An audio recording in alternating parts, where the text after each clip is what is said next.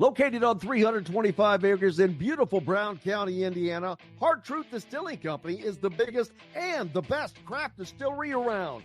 While Hard Truth is already known for producing internationally awarded whiskeys and spirits like Hard Truth's sour mash bourbons, sweet mash, and hard road rye, as well as their cinnamon vodka and the always popular toasted coconut rum. Hard Truth Distillery offers so much more. With a full-service restaurant, ATV, and distillery tours, as well as live music, you can spend an entire day at Hard Truth Distillery while making your entire family or group happy. And that's the Hard Truth. Hard Truth products are available across Indiana, as well as many other states. So, no matter where you shop, if they don't carry your favorite Hard Truth product, tell them you want the truth, the Hard Truth. Hard Truth Distilling Company encourages you to enjoy all of their products responsibly and to never drink and drive. Welcome to Indiana Sports Beat Radio, brought to you by the Hard Truth Distilling Company in Brown County, Indiana. So for the thousands in attendance and the millions watching around the world,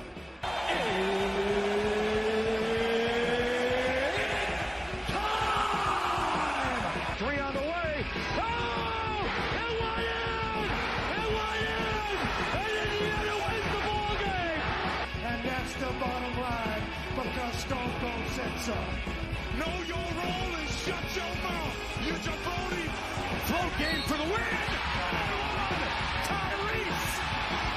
The terror! Don't you open your mouth about that! You talk the truth! The Rolex wearing, diamond ring wearing, get stealing, wheeling dealing, limousine light, jet flag, son of a gun. Taylor's gone.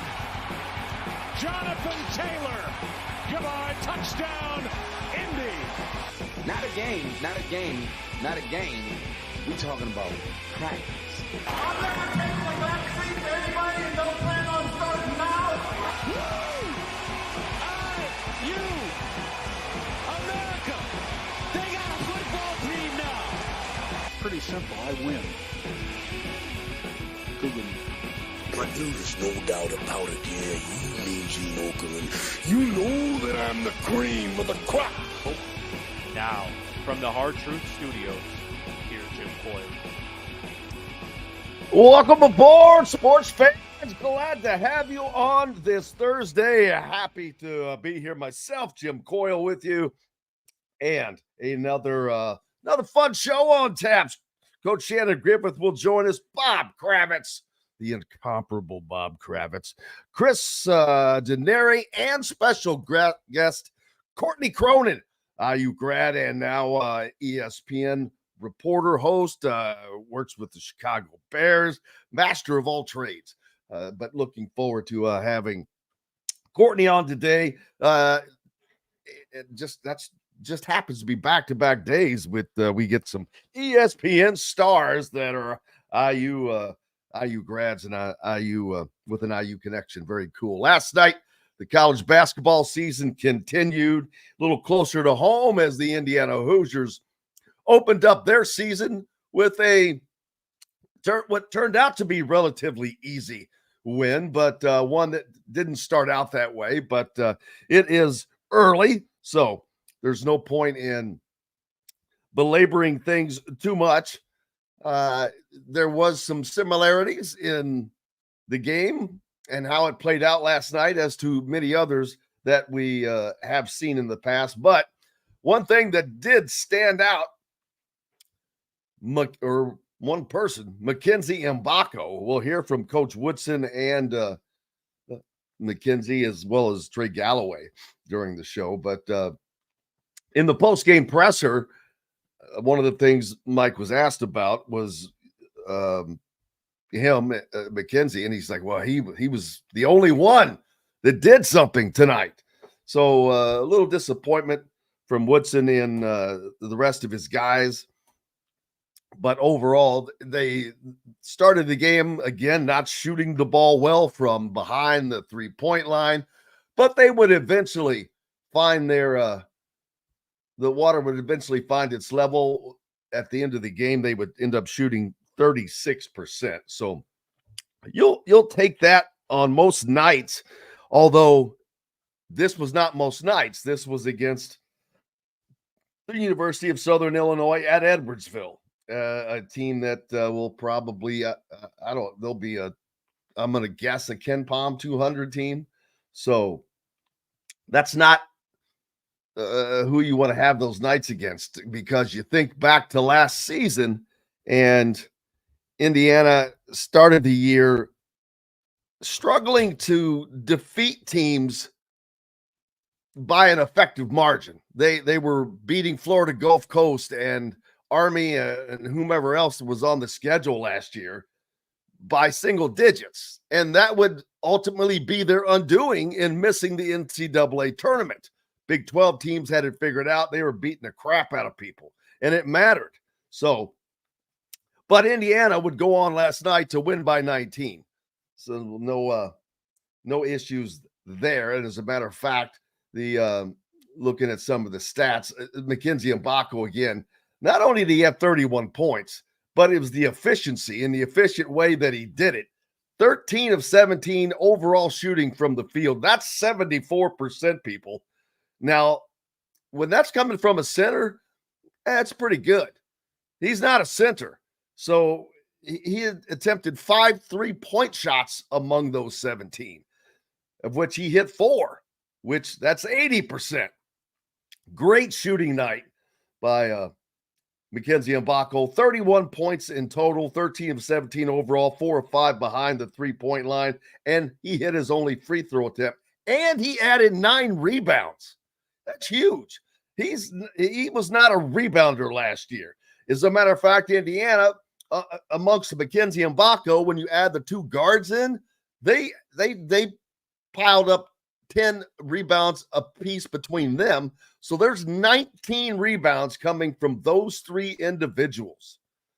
And that is almost half of Indiana's rebounding last night. They did get out rebounded offensively substantially, 16-9. That is something they have got to get fixed, but they have not been a good offensive rebounding team in the last few years. It's like it's just not something they do. I don't, obviously it's not something that they work on very much, because the things you work on most, you usually are kind of decent at. Something they probably need to pick up the pace on. But overall, Indiana shoots 53% on the night, and that included the 37.5 percent, actually 37%, almost heading up towards 38 on the 3-point shooting, 6 of 16 overall. You'll take that. You'll take that in pretty much any game. 52% on the 2-pointers and 82% at the line. Again, those are numbers you're going to live with. 43 rebounds, that's a nice number.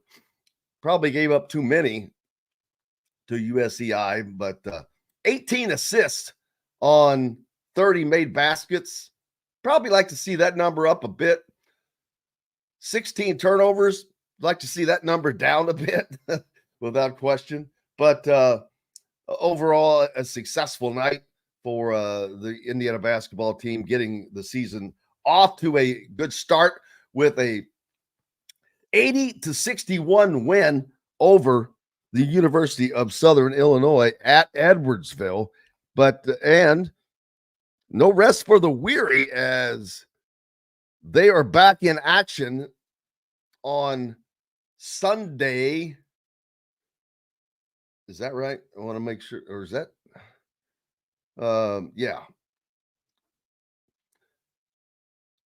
At noon. So after the big football game on Saturday against Michigan, which is a 3:30 tilt, which means you have plenty of time to tailgate now, people. And that game will not get over until 7 o'clock. Oh boy, that's going to be a long day, and then turn right around and come back for us the next day. But big weekend coming up on the Indiana campus, as basketball and football going at it. And then tonight, of course, at Hoosier Hanks East, don't forget, you can catch Inside Indiana Football with the man himself, Coach Kurt Signetti, hosted by Don Fisher. And he was on Pat McAfee again yesterday. I saw that. I never get to watch anything like that. And I just happened to have it on. And he ended up coming on with him. And this is huge to help. I'm telling you, I think that this helps Indiana because it's an ESPN outlet, number one. And there's a lot, there are some you people at ESPN, not to say ESPN has guidance in this, but I would be shocked if you told me that there's never a conversation had that ESPN says, man, it would sure be nice if those guys got in, especially if it were a couple of teams that were close. But hey, not for me to suggest that. But Indiana basketball back in action at noon on Sunday. Like I said, football Saturday at 3:30. Speaking of which, we will talk more about that with Coach Shannon Griffith on the other side as we've got to take a pause for the cause. And when we come back, we're going to talk about not only Indiana, but the Big Ten schedule and how things lay out after this first week of college football playoff projections, rankings have come out. All that and more when we come back right after these messages. Indiana Sports Beat Radio is brought to you by the fine folks at the Hard Truth Distilling Company, including Big Woods Restaurants and Quaffon Beers. You can find their great products in your area. If not, ask for Hard Truth. Their great products like their Hard Road Rye, Sweet Mash Bourbon, or the Toasted Coconut Rum. Ask for the Hard Truth.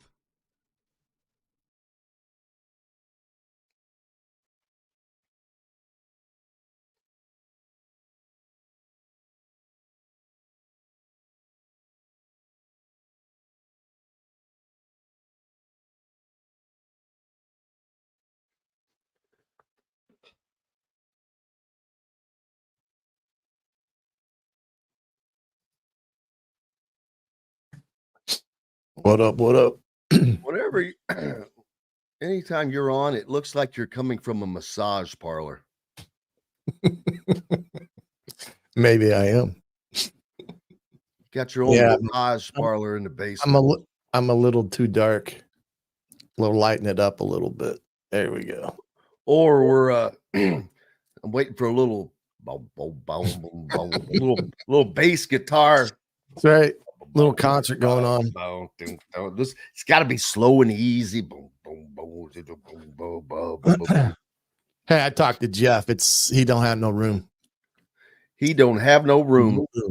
He says they're full to the tilt. Yeah, waited too long, bro. No, I know. It was a last second shot anyway. It's okay. No biggie. But yeah, I mean, can you imagine the national media that's going to be there? Oh yeah. I mean, you're going to have every major outlet in the country at that game.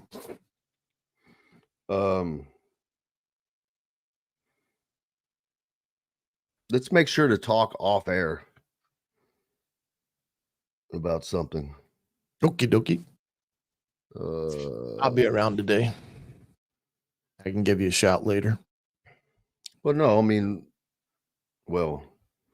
You want me to hang on when you go to break, you mean? Or no? Yeah.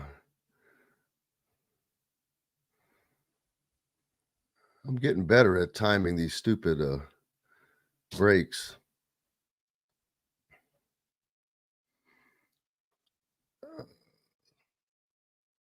At least I think I am. I wouldn't know what button to push. Let's see. 13. I'm going to try something else too. Dangerous in a studio.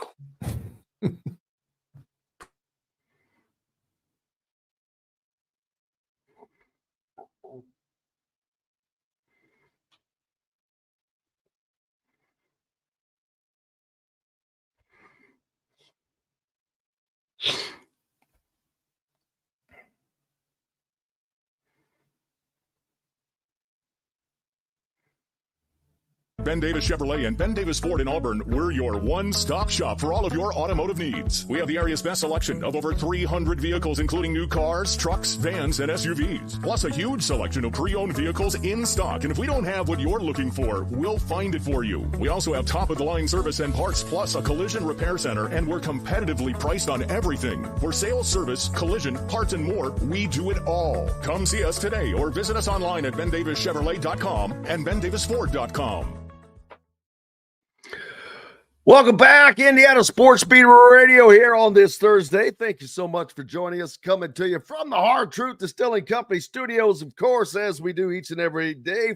High atop, Rick House, number one. And for those of you, I've had somebody ask, a Rick House is where you store the bourbon barrels, baby. It's where they mature. It's where they grow up. It's where they go from children to adult barrels. That usually move them around at different parts of the year. Sometimes they're on the bottom, sometimes they're in the middle, sometimes it affects how they all are affected by sitting in those barrels, but they move them around. But of course, we're on Rick House number one. Welcome back, Indiana Sports Beat Radio, coming to you as we do each and every Thursday, as we do each and every day. Appreciate everybody listening, no matter where and how you are on one of our affiliates, 97.7 ESPN, The Ref, always the right call on the river down in Evansville, covering all of our Southwest Indiana peeps.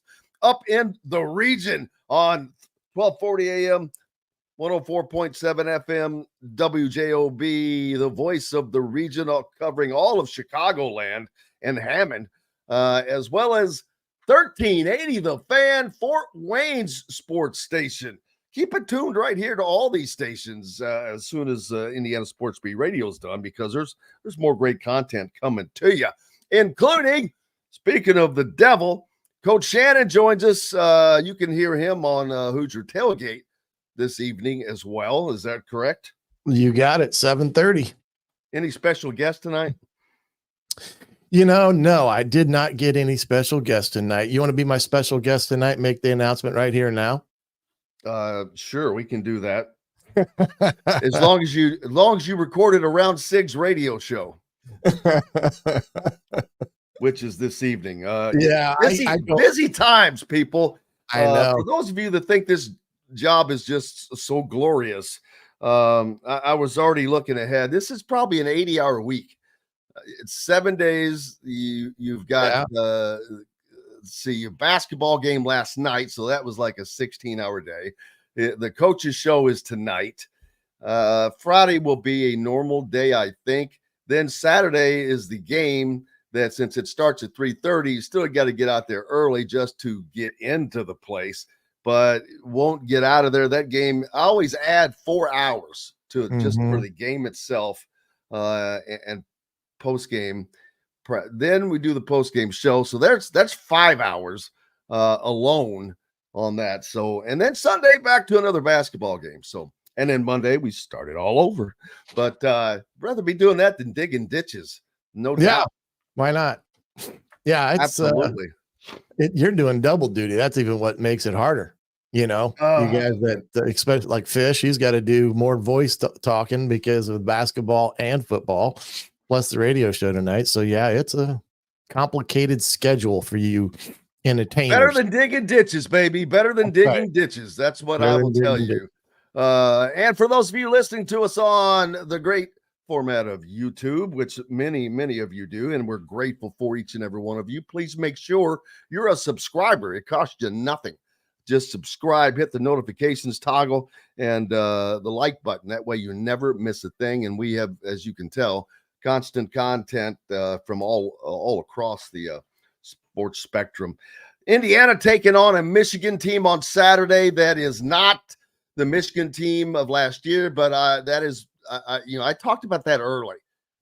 I've got to start writing, I guess, because it's like, I don't know how much credit you get when you just say it, but I did not expect this Michigan team to be, I don't know where I expected them to be, but this is probably not far off. They lost most of their offensive production. They lost all of their offensive experience. They lost half of their defense. they lost half of their coaching staff, including the head coach. So I knew that, Harbaugh was getting out of town ahead of NCAA sanctions. Let's don't kid ourselves about that. But I knew that I'm like, oh, it's not going to be good for Michigan this year.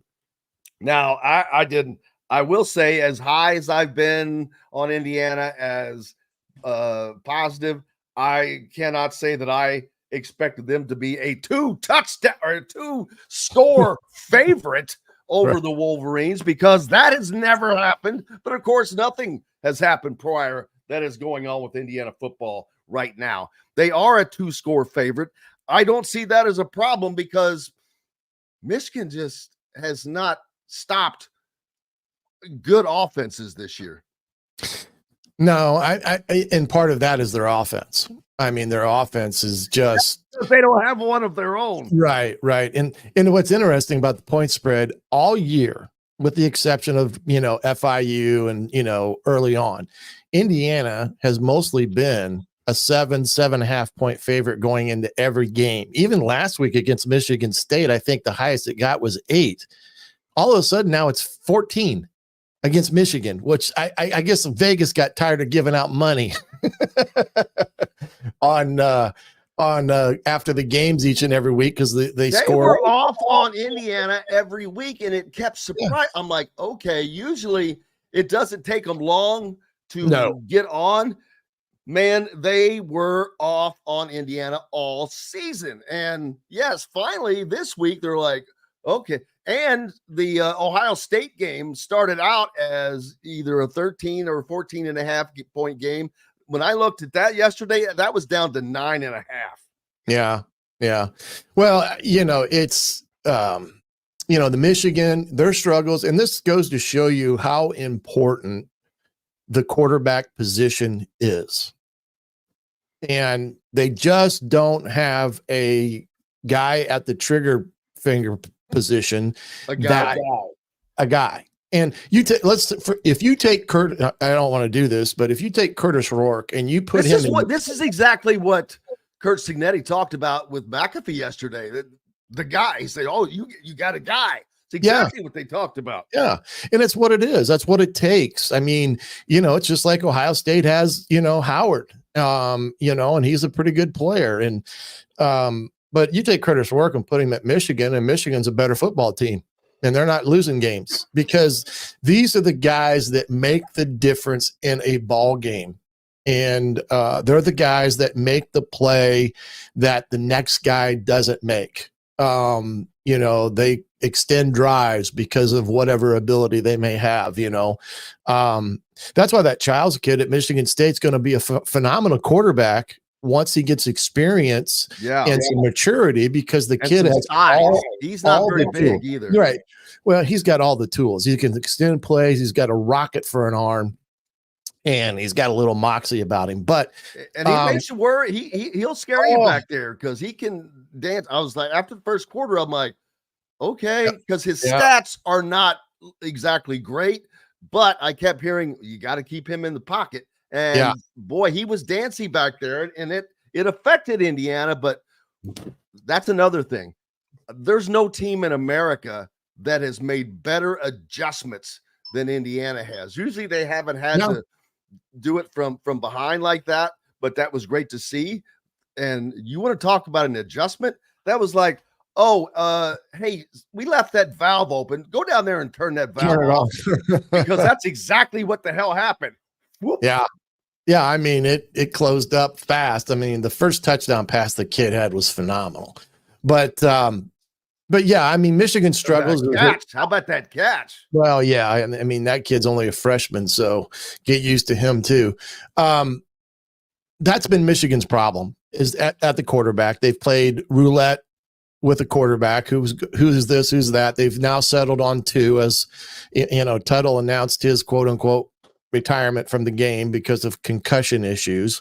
But that's been their biggest issue all year, is that position. Now, you talk about a running back. The Edwards kid is a phenomenal running back, and he's got that second level speed that, he can take a 3-yard gain and bust it to 87 real quick on you if you're not careful. But that has been their struggle, and that's what's hurt their defense as well, on top of the defense giving up some chunk plays. But, you know, their defense is not even giving up. I think they're averaging giving up 345 yards a game, only 235 passing and 109 yards rushing. Their mission is the defense. And so, you know, they're not bad as a defense. It's just that their offense has not helped them, and they're not playing complementary football, which Indiana has been all year. And that's a big factor of why Michigan is where Michigan's at. But let's say you can throw that out. Michigan's coming to Indiana Saturday with one thing in mind: bowl eligibility. That's all they're thinking about. And it would be great for them to achieve that on Saturday and put a wrinkle in Indiana's hopes of getting in the college football playoffs. So there's a lot on this ball game Saturday. If you looked at the rankings, the committee has already baked in Indiana with one loss. And that is basically they're saying to Ohio State, but that's already banked in. So this game Saturday is ultimate. I mean, has a lot riding on it for both ball clubs. So it's going to be a interesting game against Michigan. And ironically, this is going to be just a straight up running a game for Michigan. Don't think anything otherwise especially after losing Tuttle, because if you pull up the Big Ten stats in passing, they rank 17 quarterbacks. There are 18 teams in the Big Ten. I don't know that I've ever seen this. Michigan is not even listed in the passing stats at all. Oh, no, I mean, they list the top 7. Why they did go ahead and it's that much off. Now, when you switch over to rushing, then they're still, where the hell are they? They're not very good. Well, individually, you've got Khalil Mullings. He's ran for 710 yards. That's not bad at all. He's got 7 touchdowns on the year. He averages 5.4 yards a carry and almost 80 yards a game. So but that sounds like solid numbers. And it is for a guy on Indiana's team when you're throwing for the yardage they're throwing for. Right. But when you're throwing for no yardage, that's not good. No, and what's happened to them is that their play action passing game is ultimately non-existent. Orge is a running quarterback. He doesn't throw the ball very well. He's only completing about 52%, but you're going to see him Saturday. He'll run, quarterback design runs, and then they can throw it with him. So you can't just sell out on that. And then Warren kid, he's a little bit better passer at about 65%, but he's thrown 6 interceptions on the year, only 5 touchdowns. So they don't have any that as much a vertical threat as they have in the past. And they're just lacking chunk plays offensively. And in retrospect, on defense, they've given up chunk plays. Michigan State outgained them on every statistical category 2 weeks ago, but lost because of turnovers and not being able to punch the ball in once they got into the 20-yard line. Kind of the same things that hampered them Saturday against Indiana. But they outgained them rushing and throwing than against Michigan. And that's the thing. It's just that Michigan right now isn't the team they were a year ago. A lot of things have happened to them as it pertains to loss of personnel, loss of head coach, staff continuity, you name it. But don't feel sorry for Michigan. Don't feel sorry for Michigan. Michigan will be fine down the road, whatever the case may be. But Indiana's going to have to play another top top tier ball game, which they've done for 9 straight weeks. And they're going to have to do the things that win these type of games. Don't turn the ball over, field position, special teams, and then when the opportunity exists, get the big plays. Absolutely. And, I mentioned Michigan only averages 165 yards a game as a team rushing. Yeah. I have no idea where they're expecting the rest of their offense to come from, although they will throw the ball. Don't worry. They have to. Yeah. You can't, especially against a team like Indiana, who defensively doesn't allow you to run the ball. They're only allowing 11 points per game, as a matter of fact. Yeah. They're one of the top defenses in the country. Absolutely. I mean, they're every bit as good of defense that Michigan had a year ago. As a matter of fact, they're listed as the top defense in the Big Ten right now. They have 500, almost 600 total tackles. They lead the league in sacks with 31, and I'm trying to find out who's even next closest. That looks like it's Oregon with 25. They lead the league in tackles for loss with 69. The next closest, Oregon again at 55, but substantially less. Indiana is just a very active, busy, successful defense, front and back. As a matter of fact, I meant to I think I just passed out and fell asleep last night after I finally got home, but I was listening to, I don't even know. Everybody's talking about Indiana football right now.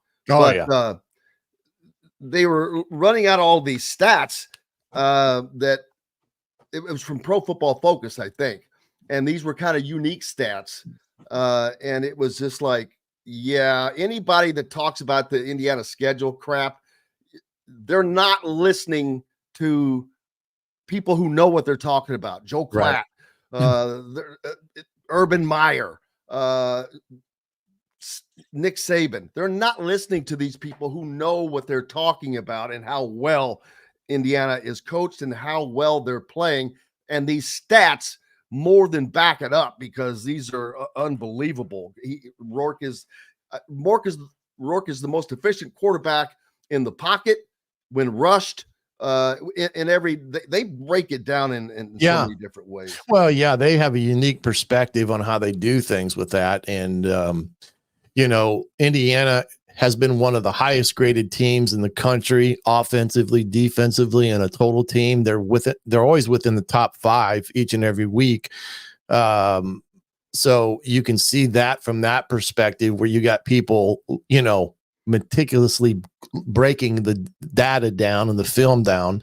And when I watch Indiana on tape, watching back, in a way that a coach would rewinding it back, it's very hard to determine how you would attack Indiana's defense. Somebody asked me that in the deal. What are their holes? And I'm like, they don't have any holes, man. The only thing that I could see Michigan doing against Indiana Saturday is being in a lot of too tight type of situation. 2 tight ends, maybe 2 backs, one flank, one receiver type, or, a true 2 wide receiver, 2 tight ends, and 1 back. Trying to balance Indiana's defense up, because when you start opening up your formations against Indiana, that is when they attack you and get to you and disrupt you the most. And, that's the problem. Teams are not to establish a run game, so they get one-dimensional, which, sits right into Indiana's lap. And then they pin their ears back and they come at you full bore. And it's after that takes place, it's very hard to get back on track, because Indiana offense at the same time has already put 14 or 21 on you. So Michigan is going to have to find a way to slow the game down, They're going to have to find a way to run the football. The only way they're going to do that is to balance Indiana's defense by running a lot of two tight end type of personnel and figure out ways to not only do that, but then play action pass and throw it over the top. That's it. I mean, because if they get into a game where they think they're going to be this, prototypical offense, spread you out, that type of stuff, I just think that's what Indiana wants you to do, and they're going to light you up when you do it. So I just think Indiana is just playing at a level that nobody saw coming. I mean, I think we all had an idea that they could be pretty good. We were kind of waiting for the question marks to, settle themselves down a little bit. The secondary, linebacking core as a group, quarterback position, and it's all come to fruition. Absolutely. Make sure you check out Hoosier Tailgate tonight with Coach. Oh, I guess, and me. So you're going to have to remind me of that so I don't forget. But then, of course, Saturday after the game, of course, Indiana's football postgame show brought to you by The Hard Truth, as we will have the reaction to Indiana's most likely 10th win of the season. But we'll do that then. Appreciate you, brother. All right.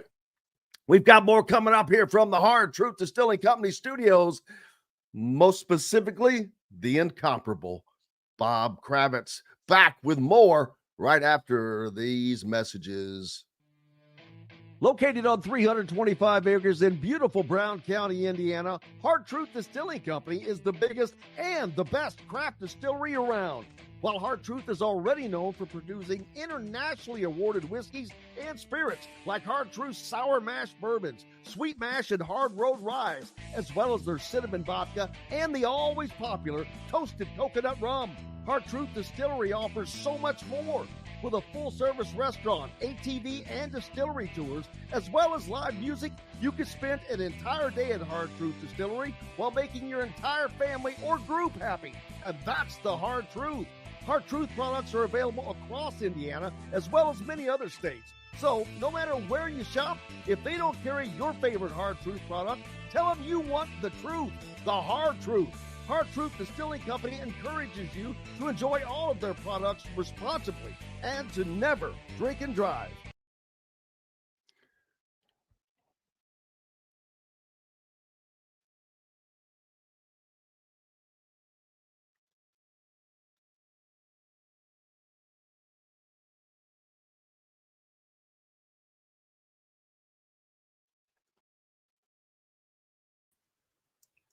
Good day, sir. Good day. How are you? I'm doing wonderful. And now you know the rest of the story. I'm still in deep depression over the election, but I'll be all right. Oh my goodness.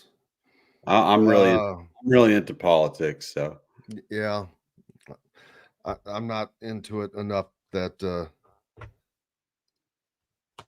it is what it is, and still got to take the garbage out on Sunday, Yep. Now, hopefully this country will find a way to, but I don't see that, but getting back to being a little more centered oriented. Yeah, good luck on that. It's too polarized. Yeah, that it is. Holy moly. I'll be down there on Saturday. Yeah, I'll be down here on Saturday. Yeah, so be a long weekend. All my friends are having a big watch party at their place, and I'd rather go to that, but I think I need to write about this game. It's kind of a big game. Kind of. Officially, to me, it's probably the biggest game in Indiana football history at this moment because of the significance. If they were to lose, they would have to beat Michigan or Ohio State after that. Yeah, without question. So right now, it's against the reigning national champion. I know that they're not playing like that, and that's fine, but it's still against the reigning national champion. It's against the program that you've beaten, 3 times in 50 years? Right.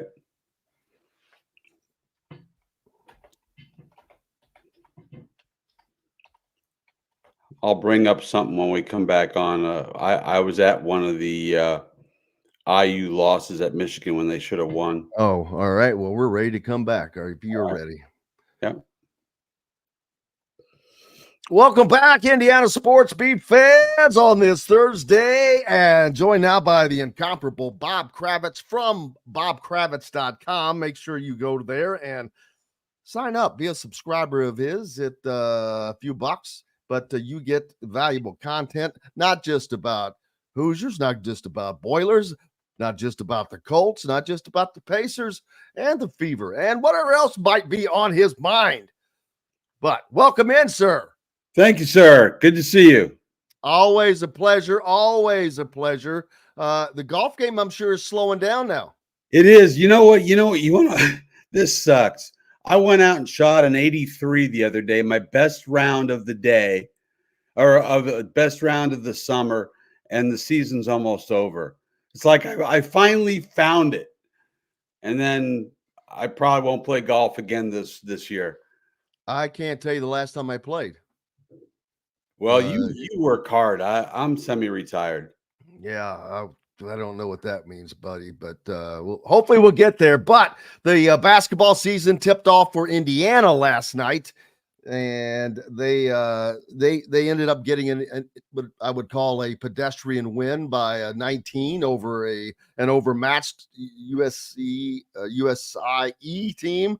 And but Mackenzie Mbako had a kind of coming out party of sorts. He did. As he just went off. He shot 76% overall from the field, and that included 5 attempts from the behind the 3-point line, in which he hit 4 of those at 80%. Perfect at the free throw line, 1 of 1.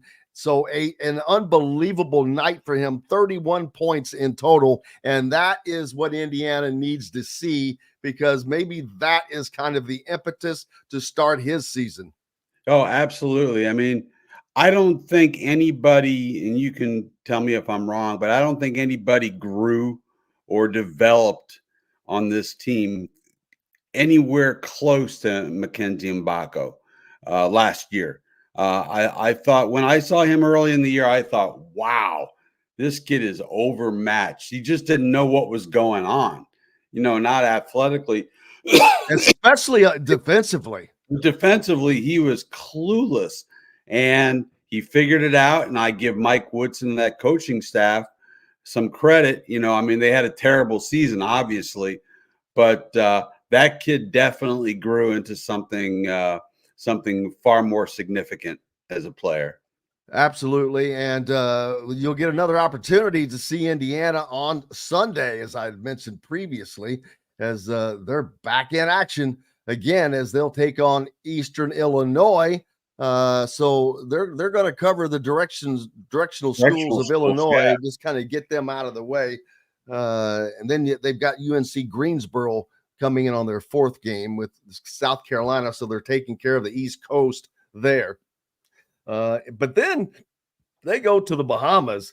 Yeah. And let me tell you, crap's going to get real fast there. They open up with the Louisville team that has 13 new players, but as someone just said, they like to jack it up.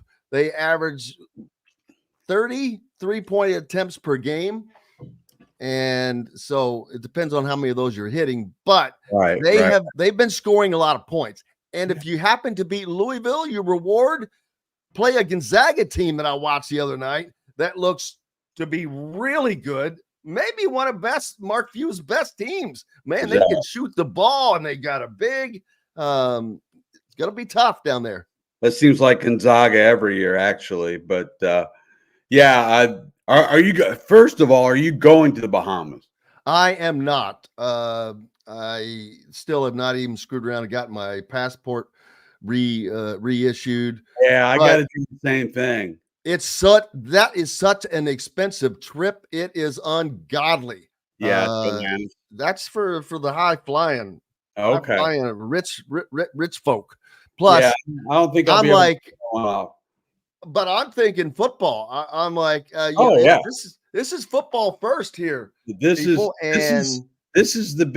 of the biggest stories in sports, not just this year, but over the course of many years. We were talking last night, and I heard somebody say, "Oh, Deion Sanders should be considered for Coach of the Year." I saw that too, and I'm like, "You got to get out." Who was that? Oh no, that was and then Tony Reali is on Around the Horn.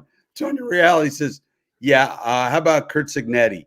I mean, this is over. As long as they beat Michigan, are at least competitive with Ohio State and boat race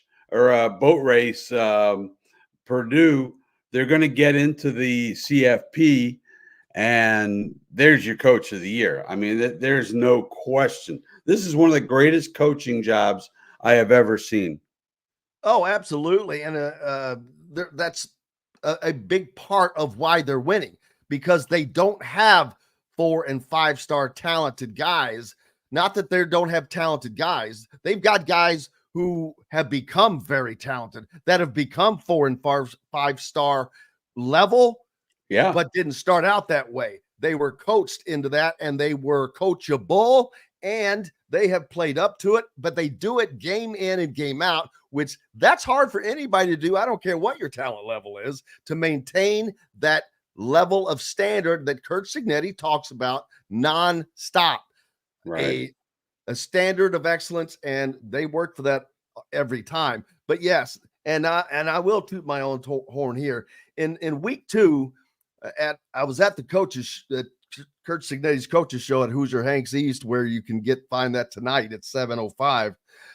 I wrote on it was either an envelope or a piece of paper or whatever, and I had to search it up again a couple of weeks back. But I wrote down, and now I feel bad because I put 11-1 instead of 12-0 because now I've changed to 12-0. But in week 2, I wrote down 11-1. Kurt's college football playoffs, Cignetti, Big Ten and National Coach of the Year.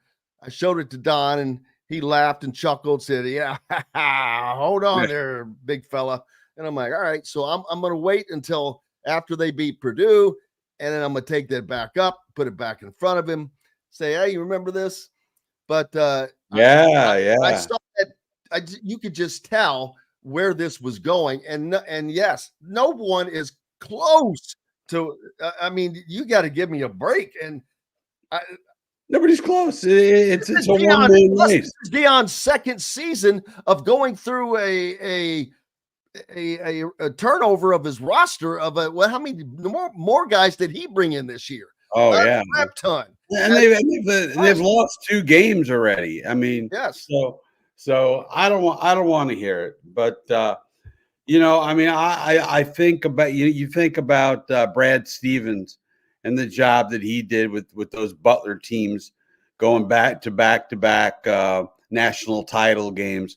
I thought that was one of the great coaching jobs of all time. Now, granted, he had 2 potential pros on that team. I don't know how many pros Indiana has necessarily on their football team, but what Cignetti has done in taking a bunch of guys and turning them into this colossus is mind-numbing. Absolutely. And something else I want to talk about is Penn State. Let's talk about brand bias. Yes. We've heard a lot about Indiana's schedule or lack thereof as far as their resume, which is total crap, because we've seen what they just how they obliterate everyone. Who has Penn State beaten? What is Penn State's best win? Is it the one score 34-30 or 27 win over Bowling Green at home?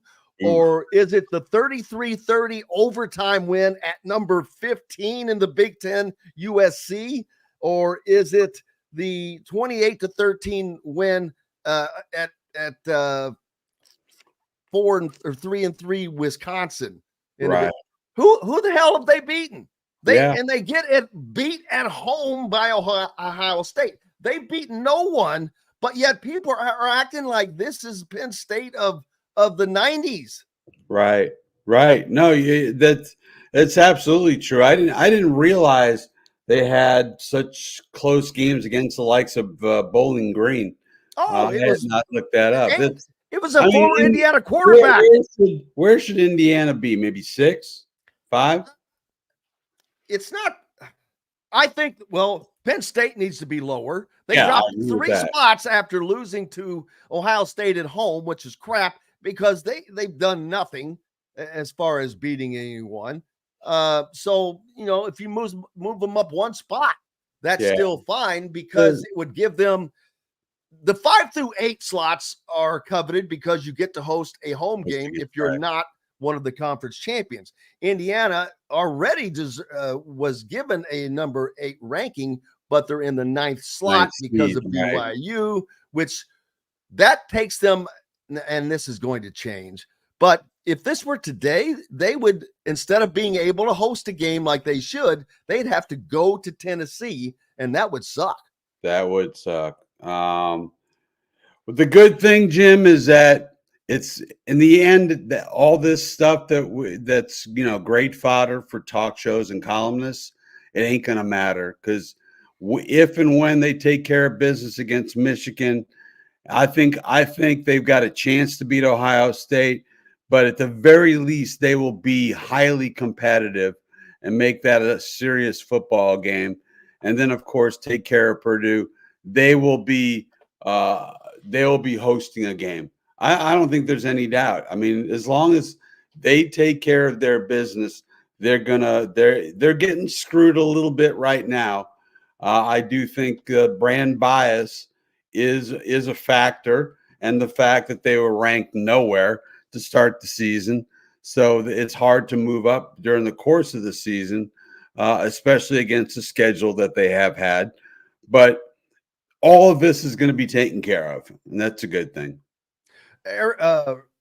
Daggone it. I saw Robbie Hummel's name and it threw me off. But Booger McFarland was adamant about Indiana being the most disrespected. And he's an SEC guy. But he was adamant about how Indiana was getting screwed in this deal because why is it that most people can just see Joe Klatt, Urban Meyer, Nick, everybody can see, but yet when it comes down to it, it's the people that have to put it in place.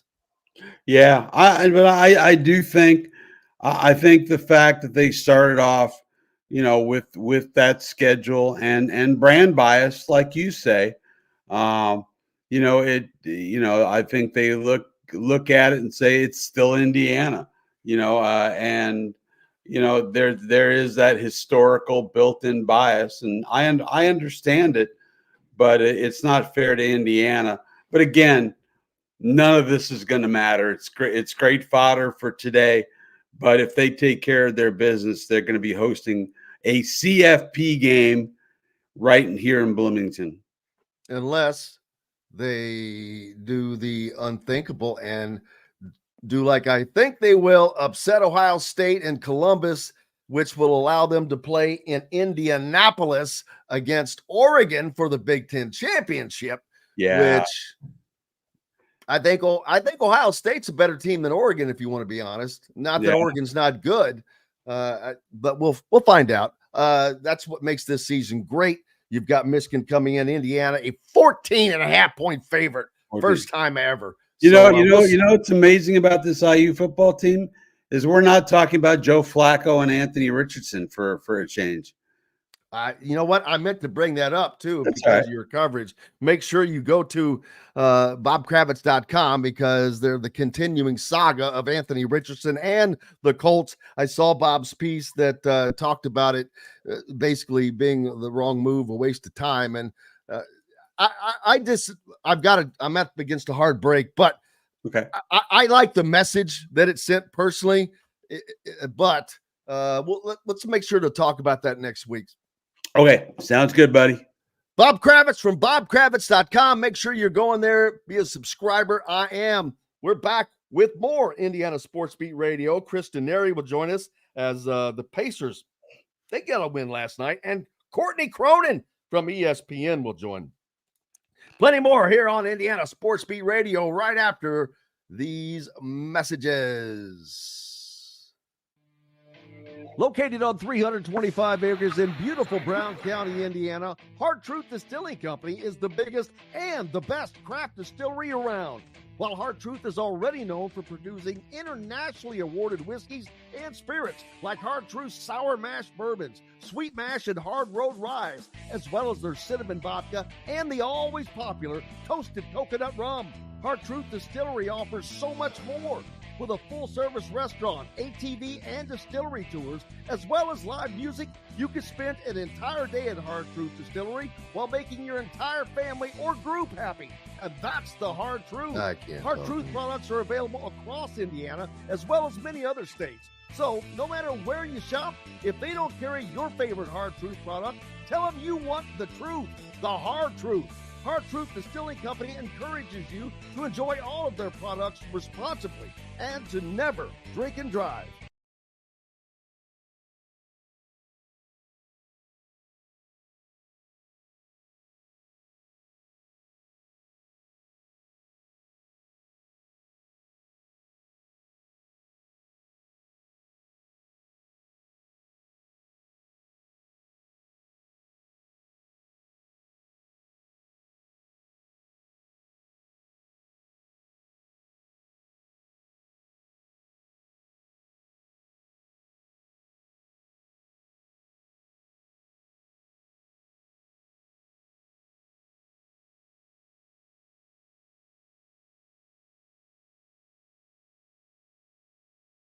Let's see, Denari up next. Oh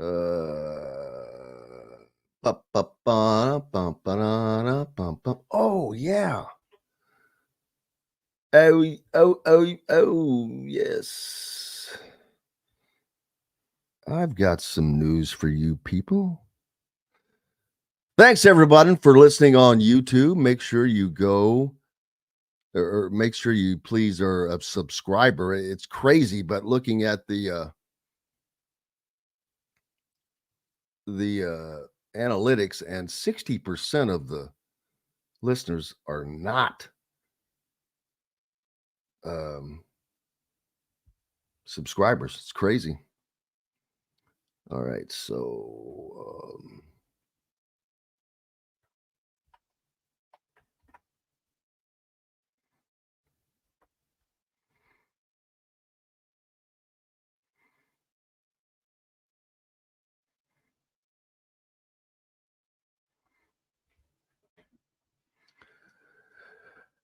welcome back, Indiana Sports Beat Radio, here on this Thursday. Hopefully, we'll be joined by Denari here in a little bit. I think that we've changed his time a little bit, and that may be throwing him off. Courtney Cronin from ESPN, IU grad, will join us second day in a row of having a high-ranking ESPN person with the IU ties. It's kind of crazy. And Courtney, man, she's become a character. Seen her on there dancing here lately. I think that was maybe a Halloween episode, but also does a lot with the Bears. Dump Bears. So she lives up there in Chicago. So we'll check in to see how she's doing. And looking forward to catching up with her. And I've seen also a few other former recent IU grads within the last, definitely within the last decade, that are now both in St. Louis at KMOV or whatever that station is. I think the GM there is an IU guy. It's crazy. And then of course, at Fox, you've got that as well going on. So it's just crazy. The Pacers get a win last night, a much needed win, because they have been what I call treading water, up and down, and they have. I think they're a game under 500, or maybe that put them at 500 last night, but that's not going to do you much good.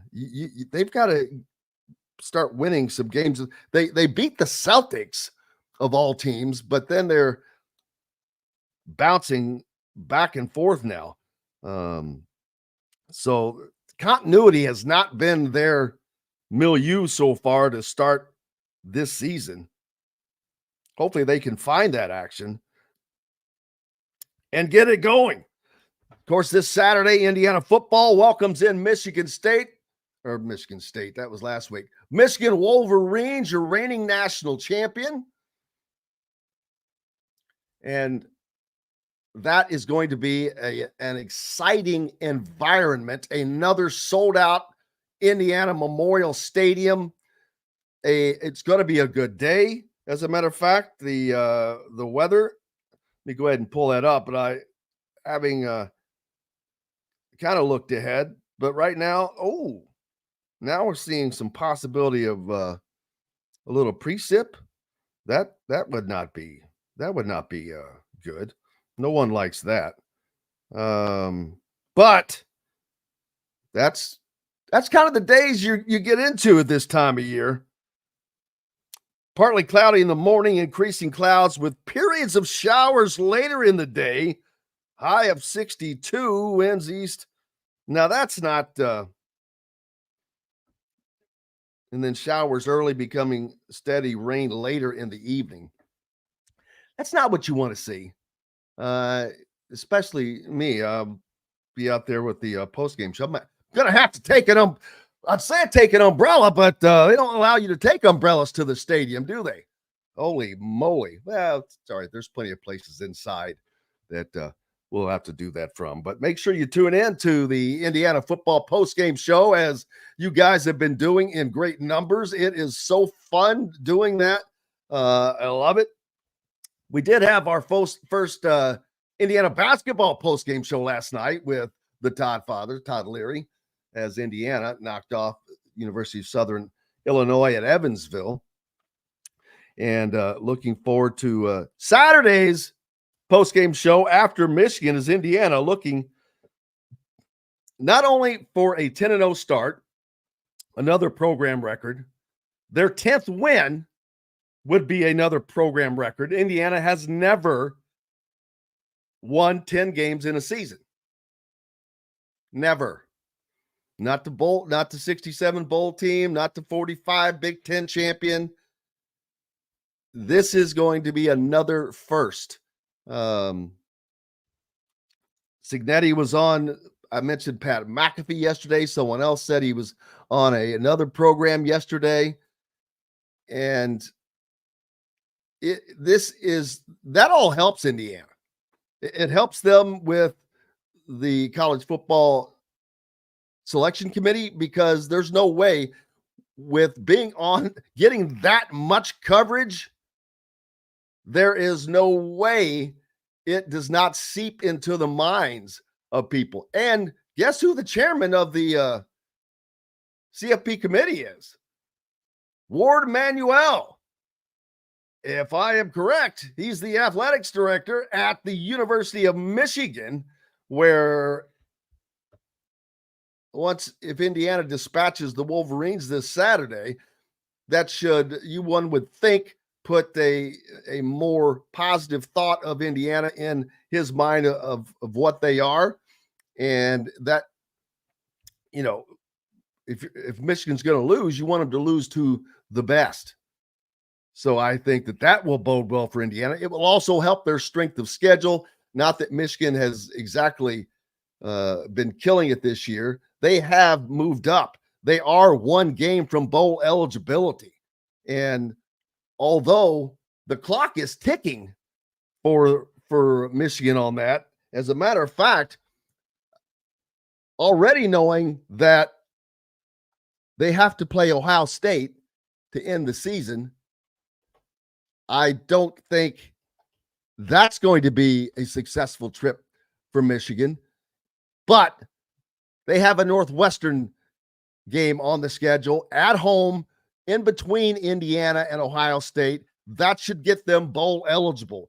That would give, if Indiana beats Michigan, which I expect, that would give them one bowl eligible team under them that has won. And looking at the other schedule of other teams Indiana has played, you've got to go down to Washington, who is also one game away from bowl eligibility. What is their remaining schedule like? Well, let's look and find out. I know that they do play. Not the Commanders. That does that every time. Husky, baby, Husky. But their last 3 games, their last game, they end the season at Oregon, if we go backwards. Next to last game, they get a visit from UCLA, a resurgent UCLA. And this Saturday, they travel to Penn State. I just don't think Washington has the firepower to penetrate that defense well enough. So Washington is going to teeter on bowl eligibility. It's a tough row for them. Although that UCLA game at home as well, even though UCLA has been playing better, I don't think that they're going to beat Washington at Washington. That would give the Huskies a 6th and much needed win for bowl eligibility. That would be a second, not only a second win over a bowl team, but a second win over last year's 2 national championship combatants, both bowl eligible on the season. Let's see. Indiana's other opponents on the season, Nebraska. Holy crap. Is Nebraska going to become bowl eligible? They've had 5 wins since last January, it seems like, because they have been on a slide, I guess you'd say. Matt Rule is not the most popular man in Lincoln. Now, let's see. How long has Nebraska been 5 and whatever? 1, 2, 3, 4, 5. They won their first. Wait a minute, that can't be right. 1, 2, 3. Okay, they lost that one. 4, 5. They've had 5 wins since October 5th. They have currently lost 3 straight, 56-7 to Indiana, followed by a close 21-17 game at Ohio State.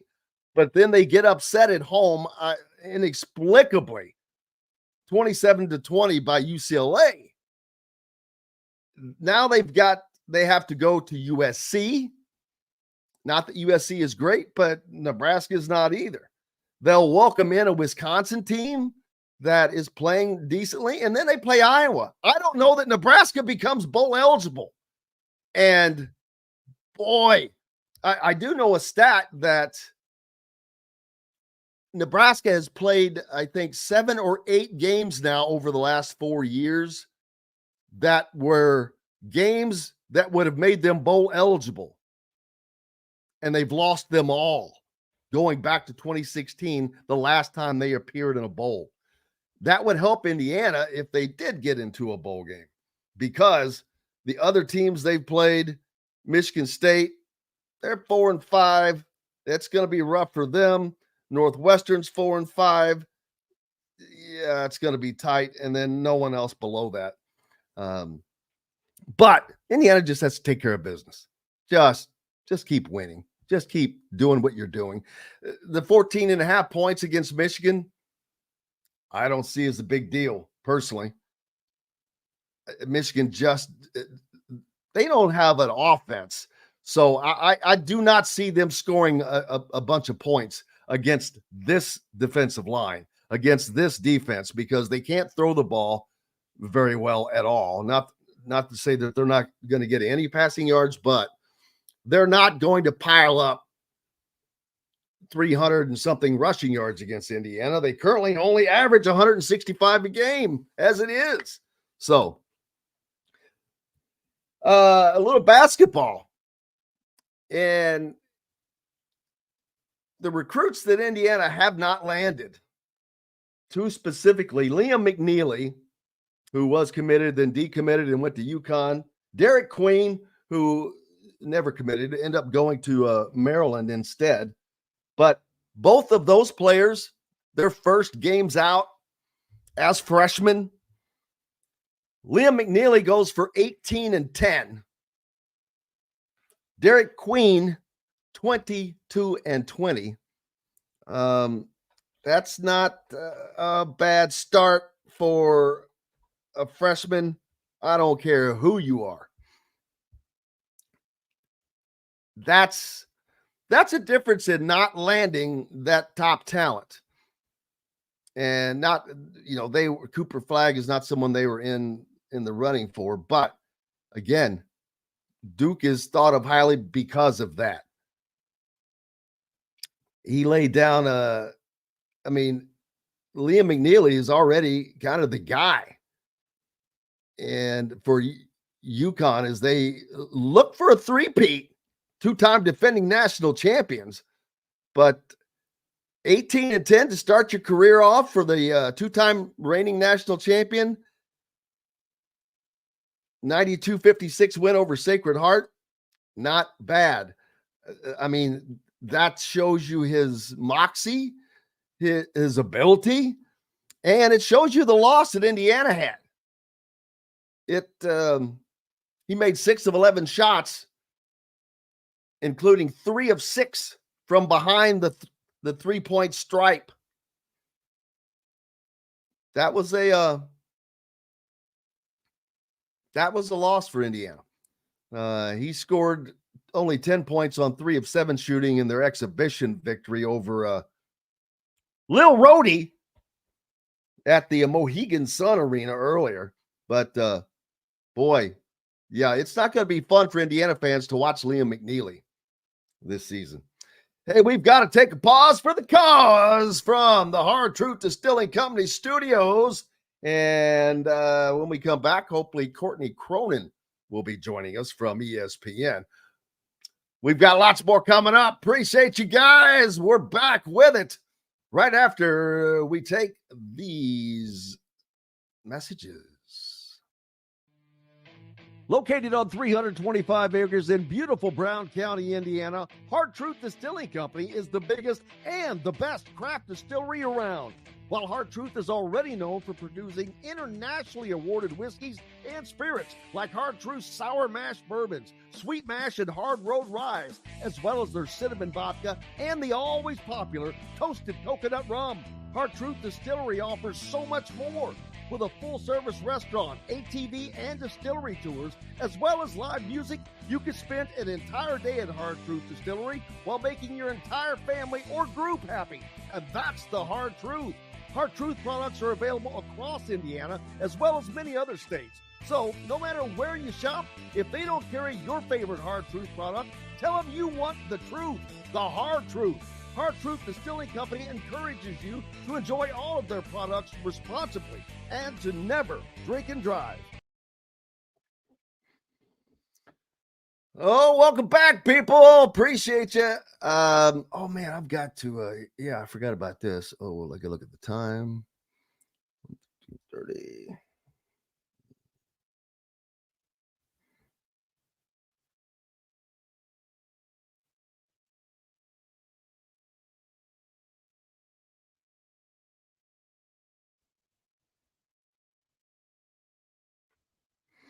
Okay. Oh, there she is. Hey, Miss Courtney. How are you? I'm great. How are you? Thank you so much. Yeah, of course. Thank you for having me. It's a pleasure. Nice dance moves, man. I saw some other pictures of that. I didn't realize it, but I guess that was like a Halloween episode. Yeah, it was our Halloween episode. We do it every year on Halloween, assuming it falls on a weekday, and it was a lot of fun. Well, you obviously killed it better than anyone else. Thank you. Had Derek Mobley on with me yesterday. That's awesome. I don't know if you guys, your paths probably don't cross a lot, but a little bit. Like I obviously know who he is and all of that, but I don't think we would have probably had any conversations. But he was in school when I was in school. That just means we're both old. Yeah, that's awesome. But you're in Chicago, right? I am. And you do a lot with the Bears. Yeah, that's my primary job at ESPN. Like I cover them, and then I kind of do just a bunch of other things for the company as well. Congratulations. I saw two other girls that are now together at KMOV in St. Louis. And I think I saw that as well. The GM of that station is also an IU guy, I'm pretty certain. That's really cool. I mean, I know in Mississippi, the station that Grace Ibarra, the one who just joined on with Tamar, in St. Louis, like there was a big Mississippi pipeline. I mean, that's where I started my career. So I guess I kind of kickstarted it, but there was a huge IU to Mississippi pipeline, which was really neat. Absolutely. I'm ready to go. And we've got 15 seconds.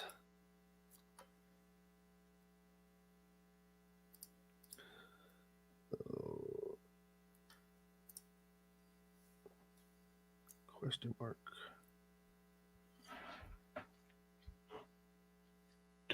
Hey, Chris, can you do 10-10?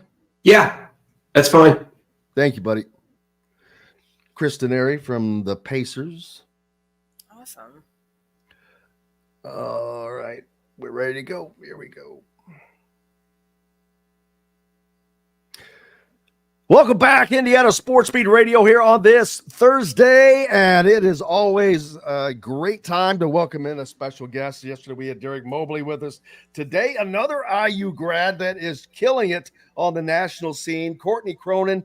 You see her in a lot of different places. Of course, her main gig is for ESPN with the Bears, but it's on the, daggone it, what's the afternoon show? I'm forgetting. Around the Horn. Around the Horn, and many things like that. But it has to be fun getting to do so many different things. Yeah, it is. And it kind of gives you the ability to scratch the itch. Like, I cover the NFL. That's my day job. I'm fully entrenched in the Bears and the National Football League. But then to get to venture outside of that, and my Sunday morning radio show is so college football heavy. I feel like we do like a little bit of NFL, but it's, a chance to really dive into what we're seeing on Saturdays. And of course, Around the Horn and some of the other national things I do get to incorporate a little bit of everything. So it really is a great happy medium where I get to, constantly have, be in the mix and talking about things that are beyond my quote unquote day job of covering the Bears. And so I didn't even realize, and you have a radio show, so you got going on. Who is that for? Is that on ESPN's network? That is, yeah. It's on the national network. We're in a bunch of different cities on Sunday morning, 7 to 10 a.m. Eastern. It's called Best Week Ever. So it's myself, my co-host Peter Burns. It's one of the longest standing shows on the network, and we are super college football heavy. That's Peter's wheelhouse. He's an anchor for the SEC network. And so for the first 2 hours of that show, we're just ripping through the games from the previous night, the biggest storylines from the week in college football. And then kind of the end is where we spin into it's the NFL, what's coming up today. And then the second I'm done with that show, I just book it and I go straight to whatever game I have to go to cover.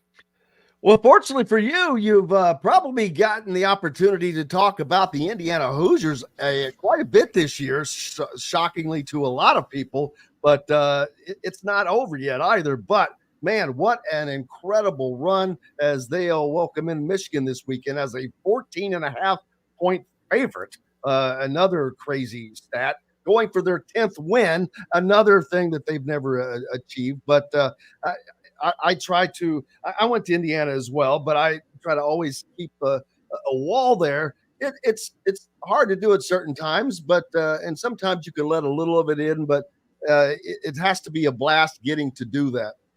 Yeah, it's neat. And especially as a grad and as far removed as I am, I graduated in 2012. I was like you, like when I was a student and I was covering football, men's basketball for student television, like I was not a fan. I would not let myself be a fan. I was going to cover it on the straight and narrow. I wasn't going to take a game off from covering it to go then be a fan. I did not see that as like I was trying to be a capital J journalist, trying to do it the right way. So now that I don't have any coverage ties to IU, I don't cover college football for ESPN the way that some of our reporters do. I just get to talk about it on radio. Now I'm all in. And it wasn't just this year. I think that it's, I knew Tom Allen pretty well from my time in Mississippi covering Ole Miss. I followed the team for years when the expectation was nowhere close to where it is right now. So to see this team at 9-0, looking at 10-0, square in the face is a very realistic possibility. This week is awesome. Like it makes you such a proud alum to see that Indiana is being known as something, excuse me, more than just a basketball school. And like people nationally are getting to like tap into that and see that this is a program that hopefully is sustainable beyond this year. I think the jury is going to be out on that. And that's going to be the big question mark nationally about Curt Cignetti, the recruiting, the transfer portal. Like is this just a flash in the pan because he brought everybody with him from JMU, or is there some staying power here? But in the right now, it's awesome. I get to wake up on Saturday mornings, watch College Game Day. They're talking about my school, which just never happened. Like it never, ever happened. And unless they it were was just here. Yeah. Like, and it's, to see, I got to see him at Northwestern earlier in the week. Earlier in the year, I got to see them in Bloomington when they played Charlotte. I did not make it down for College Game Day because I had to be in Washington to cover the Bears. So that was a bummer. But I told myself, when they go to the Big Ten championship game, that's when I'll get to go see them again in person. And I'm on record. I think that happens. I think that Indiana's, I don't want to get ahead of myself. Well, heck, I don't care. I'm not coaching or playing, so I can. I do think that I think they upset Ohio State. I just think that they're a more complete team. It's a tough place to win. Don't get me wrong. But so is Penn State, and Ohio State did it. All these things are possible if you're doing the way that they're doing them. But we'll see. They've got a big game this weekend. As I said, they're a 14.5-point favorite over Michigan. I don't think that they've ever been a favorite over Michigan, period, much less 2 scores. So that's crazy. Memorial Stadium sold out with 90% red probably, which that's never happened prior to last game. Yeah, it's been like to see that on TV and the crowd shots. Like really, I think people got a feel for how cool that stadium can look when it's filled up. When IU played Nebraska, like that was like I hope to see that. That's not a flash in the pan. That students will continue to come out and be there for games and to stay till the very end. Like they stayed until the bitter end of that game. I know that Nebraska was kind of putting together a fake comeback, fake rally there in the fourth quarter, but that game was not close. No, that game did not have that sort of feel. And, I guess what scares me a little bit is that I think from here on out, outside of Purdue, because Purdue's terrible this year, I'm going to have a feeling that every game is a trap game. Like I felt it with Michigan State when I was watching that on the plane when I was on my way to Phoenix last week, because that's the Bears played the Cardinals. And I see Michigan State go up 10-0. I'm like, oh no, is this going to be the straw that breaks the camel's back? Finally, they get caught in their in their tracks, and then of course they go and rattle off 47 unanswered. This team can frankly compete with anybody. I know the strength of schedule argument is one that's going to be made when they made the initial CFP rankings at number 8, and if they are able to stay in there, but You're playing the teams that are in front of you and you're dominating them. These aren't close games. These are games that you're winning with your backup quarterback too against a really good defense. So I'm not like overly concerned about their viability as a playoff team. And I think that they have a very good shot at this point to host a playoff game, which if that happens, I feel like no matter what, I'm going to have to try to make my way down to Bloomington for that. Absolutely. I think that they, at worst, hopefully they will host a playoff game, which, wow, are we getting into crazy territory of conversations that I never thought I'd have. I was in school during the Mallory era, which that was fun, but this is just a whole different stratosphere, which is great. I want to talk more about you now in your career. Where are you originally from? I'm from the Chicagoland area. I'm from Glenview, so just north of the city. I live in the city now. And, I think I was one of 26 from my high school that went to IU in 2008. Well, you can catch us each day up there. All the people in Chicagoland on WJOB, the voice of the region, 12:30 a.m., 104.7 FM. They cover the entire Chicagoland area, so that's great. There are lots of IU fans there. It's the number 2 market for Indiana as far as graduates. It's wild. Like, so my family they're big Northwestern people. They have season tickets for football, season tickets for men's hoops. So anytime there's an Indiana game, I always get my own ticket and I tag along. And to see a couple weeks ago when Indiana played in the makeshift stadium on the lakefront, which was such a cool environment, like that was a really well done job by Northwestern to have the feel of the lake right there, to have a more intimate stadium. But that stadium was, dare I say, like 60% red.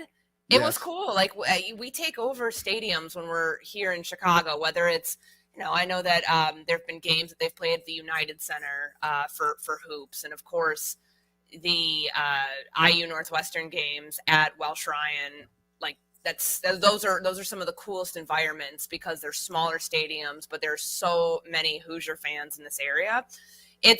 I call it Chicago's real Big Ten team. I know that Northwestern has tried to latch on to that branding. That was a Jim Phillips thing, and that Illinois, just because they're an in-state institution, right, I don't think gives them the right to that.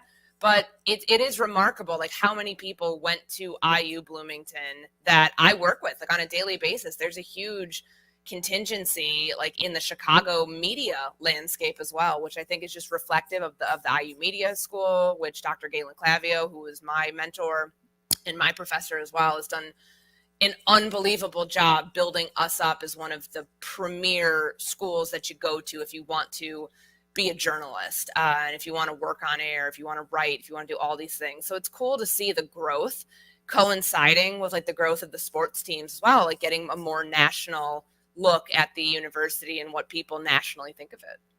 Yeah, and people have no idea how many of us IU grads there are out there that are in this business. It would probably blow a lot of people's minds, especially the ones like yourself who are at an even higher level. There's a lot of Derek Mobley is a name that probably a lot of people don't know. For one, he's been in ESPN for 34 years, but he's also behind the scenes.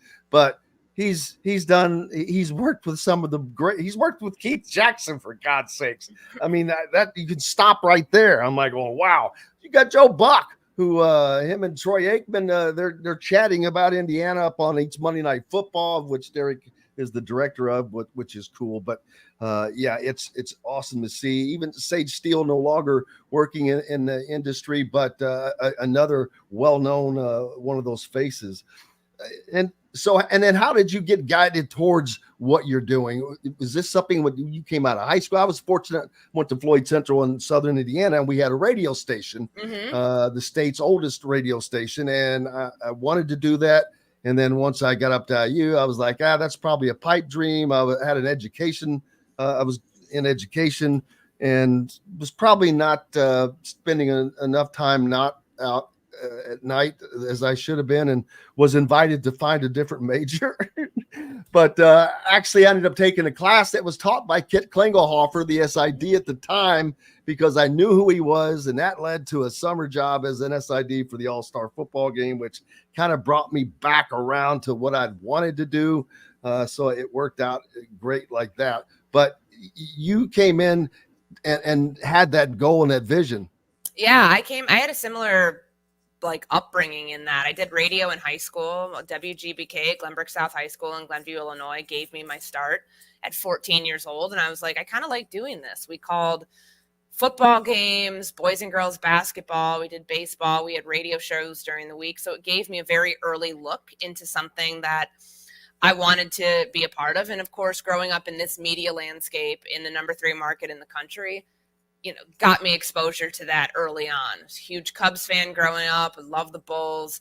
And I had a chance to be like, I could do that one day. I think I could be in this market and do that. So I went from IU. I had a post-grad internship at the NCAA in digital communications right after college. From there, went down to Mississippi, which has a big IU to like all places in Mississippi pipeline that I kind of kickstarted back in 2013.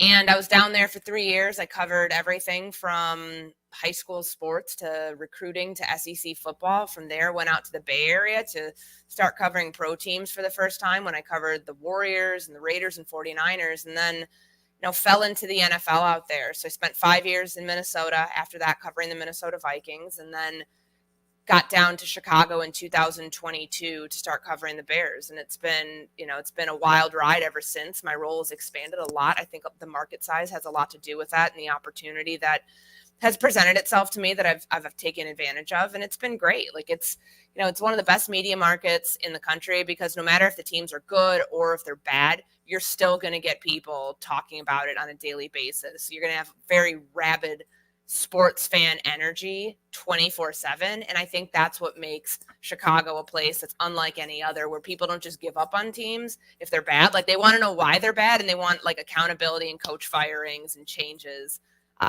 from the very start of any losses.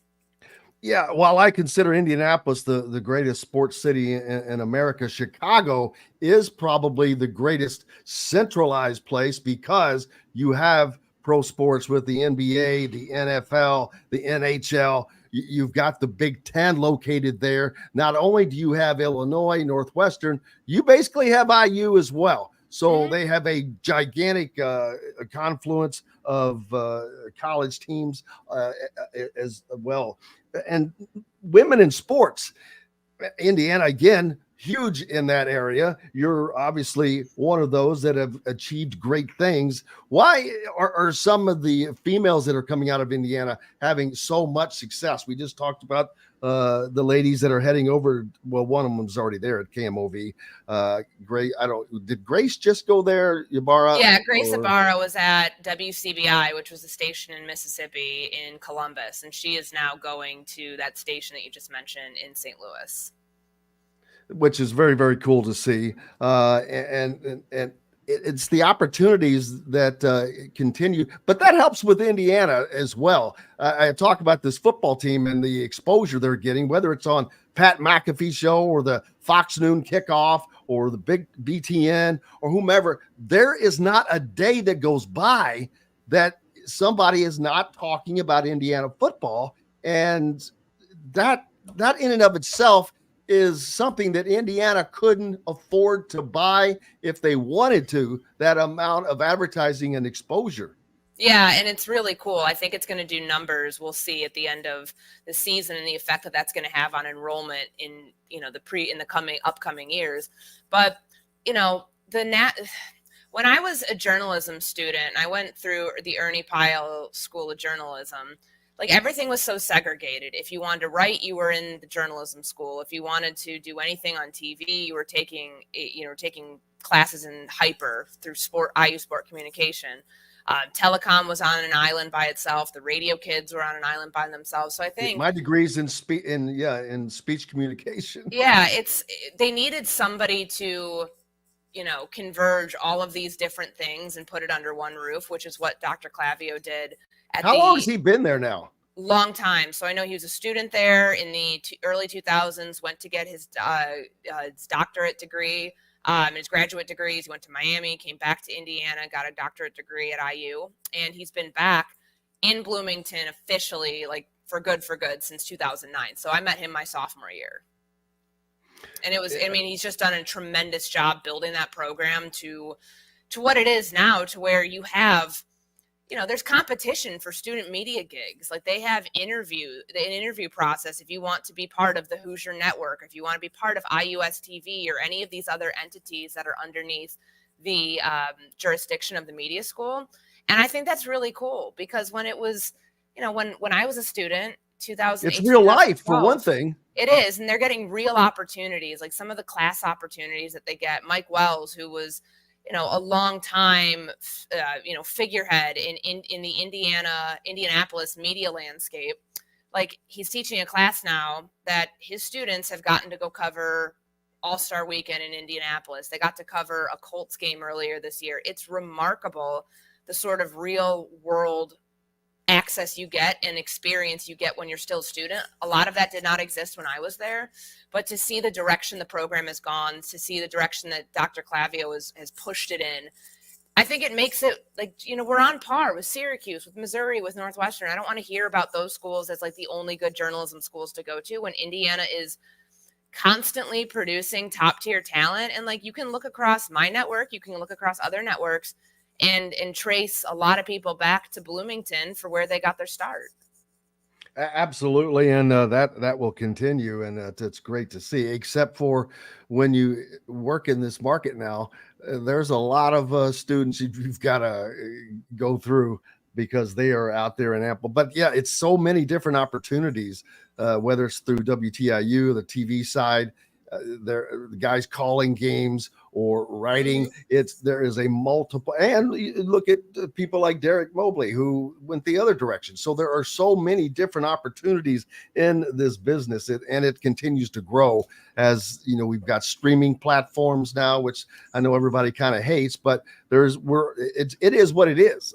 We are consuming things in different ways, whether it's print media or visual media, and it's you either adjust or you don't. But it's great to see all of the people that came from a place that you did. And it also tells people that, hey, there's a chance, because when of course, it was a long time ago, but I was like, this is a pipe dream for me. And I kind of backed off of it for a minute until that happenstance of that job came along. But it's also people like you that already have the vision and are strong in that belief of what you want to do and that follow through, because that takes commitment no matter what it is. For sure. And I think that that's, a huge part of why I've been able to go from place to place and, continue on with my dream and my career. And it's, I have Bloomington to thank for that. Like, I would not be where I am had I not gotten the education and gotten the real world experience as a student. I think that's the most important thing I try to relay to students whenever I'm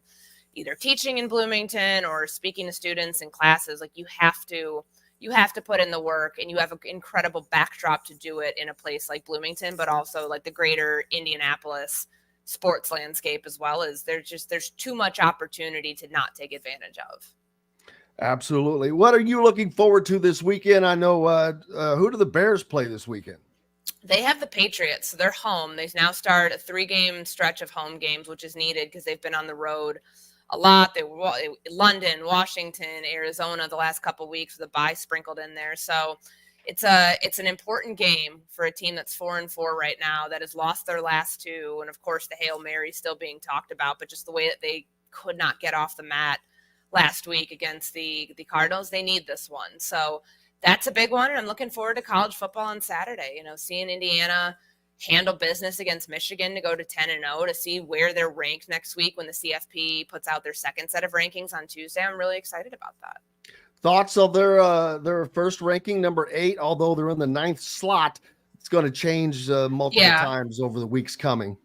I understand it from a strength of schedule perspective. I do think there is a little bit of that bias there, because if you put on Indiana tape and you watch these games, you see none of it's close. Like, they're outscoring opponents at an insane clip. Outside of what we saw last week against Michigan, they're outscoring teams like from the very jump in the first quarter, setting the tone.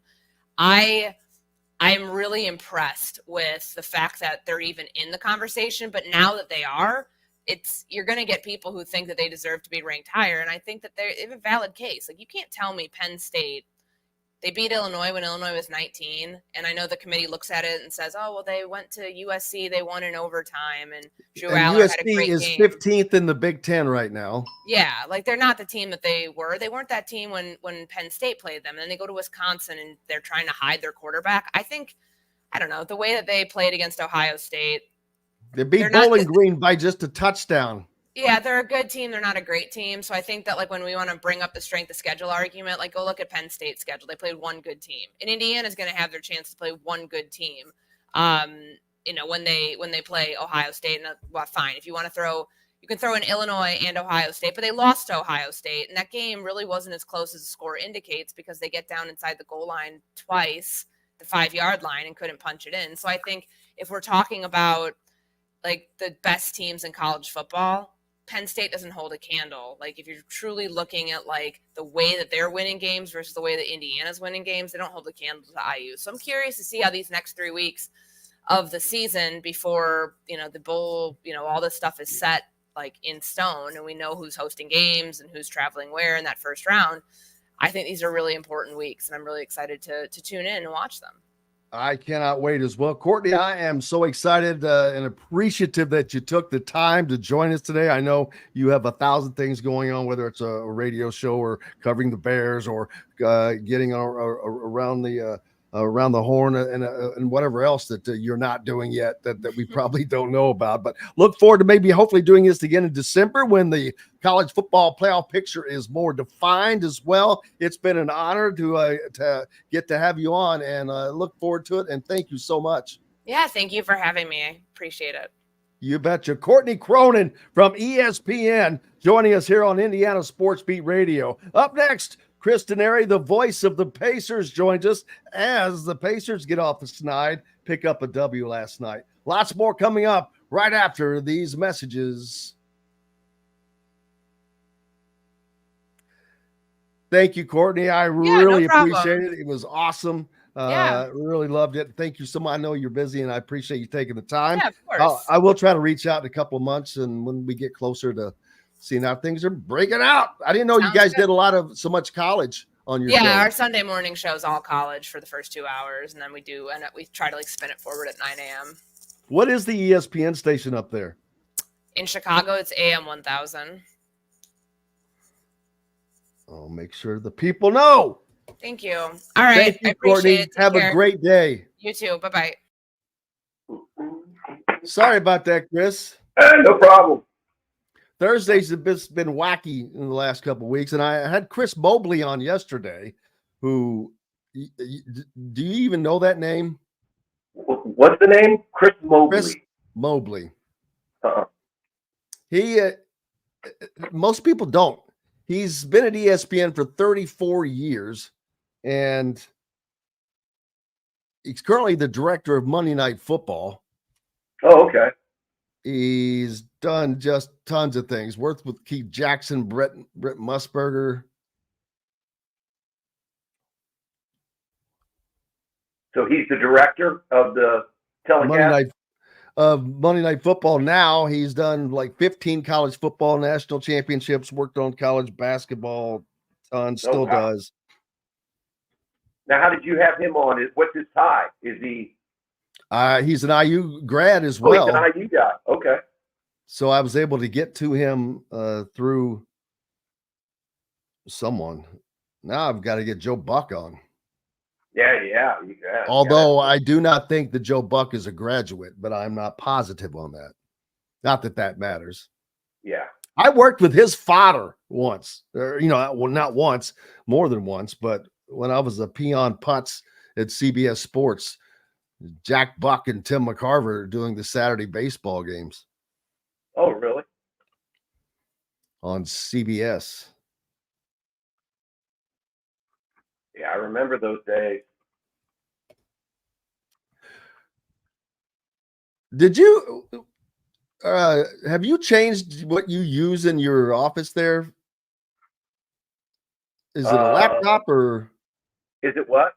Is it a laptop? Just from a sound standpoint? Yeah. No, I'm using the same mic. But my office probably echoes a little bit. It's just go into your StreamYard settings and make sure it's picking it up. Okay. There's StreamYard and there's audio. I've got my mic. Okay, I'm good. Oh, no wonder. Now it should be better. Okay, now it's picking up my microphone. Is that better? Yeah, sure. Oh, wait a minute.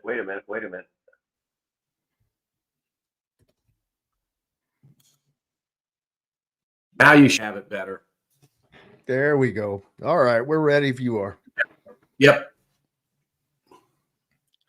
Welcome back, Indiana Sports Beat Radio here on this Thursday.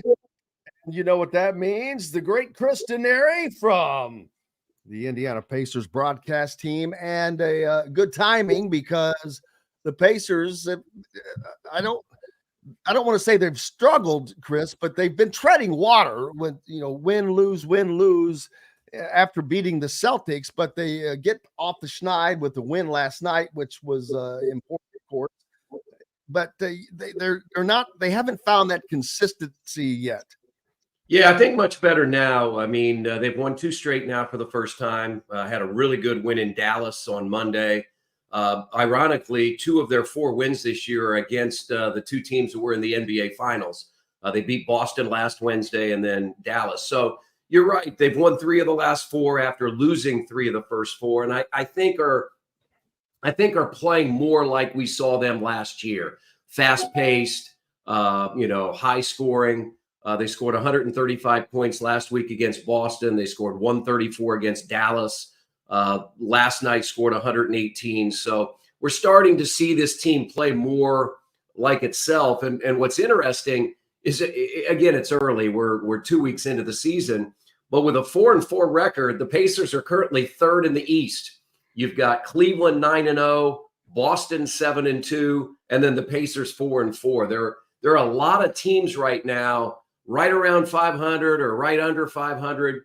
But it was good to see the Pacers back up Monday's win in Dallas with a good performance last night. I think, they had a 13-point lead in the first half.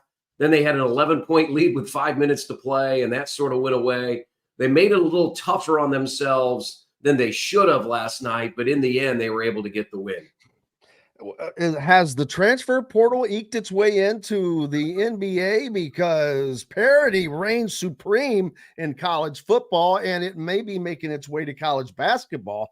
Are we going to possibly see more of that in the NBA this year? Well, I think, if you look, Jim, at the last 6 years, you've had 6 different NBA winners. You've had 14 of the 30 teams in conference finals, and you've had 9 different teams in NBA finals. So I do think over the last 6 years, there's been a lot of parity. And I think right now, this year, you're going to see parity as well, because you have a lot of talented young players that may not necessarily be on, winning teams. I look at the team that the Pacers played on opening night, Detroit. They've got Cade Cunningham and Jaden Ivey in the backcourt. That would be an all-American backcourt if you were talking about college basketball. And they won 14 games last year. So I think there's a lot of talent spread throughout the league.